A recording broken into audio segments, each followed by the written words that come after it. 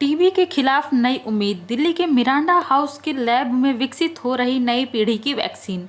देश में tuberculosis TB के खिलाफ जंग को मजबूत करने की दिशा में मिरांडा हाउस की एक लैब से उम्मीद की नई किरण सामने आई है।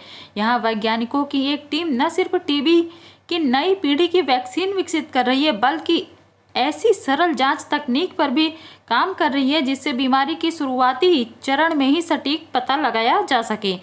दिल्ली विश्वविद्यालय के इस प्रतिष्ठित संस्थान के जूलॉजी विभाग स्थित DS Kothari centre bio discovery laboratory में प्रोफेसर साधना शर्मा और प्रोफेसर मोनिका शर्मा के नेतृत्व में शोधकर्ता लंबे समय से इस दिशा में काम कर रहे हैं। उनका उद्देश्य टीबी जैसी गंभीर और संक्रामक बीमारी को नियंत्रित करने के लिए अधिक प्रभावी और व्यावहारिक समाधान विकसित करना है।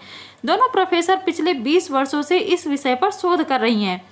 टीबी माइकोबैक्टीरियम ट्यूबरक्लोसिस बैक्टीरिया के कारण होती है। मुख्य रूप से फेफड़ों को प्रभावित करती है, लेकिन शरीर के अन्य हिस्सों में भी फैल सकती है।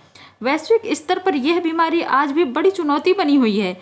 दवाओं के प्रति बढ़ता प्रतिरोध, ड्रग रेसिस्टेंस जिसे कहते हैं, स्थिति को और भी गंभीर बना देता है। वर्तमान में उपलब्ध बीसीजी वैक्सीन बच्चों में कुछ हद तक सुरक्षा प्रदान करती है, लेकिन वयस्कों में इसकी प्रभावशीलता सीमित है।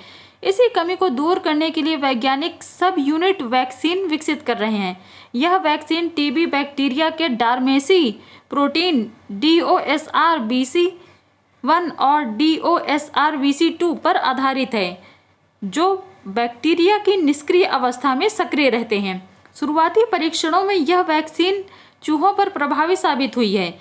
जिन चूहों को यह वैक्सीन दी गई, उनके फेफड़ों में बैक्टीरिया की संख्या कम पाई गई और उनकी स्थिति अपेक्षाकृत बेहतर रही। यह परिणाम आगे के परीक्षणों के लिए उत्साहजनक माने जा रहे हैं।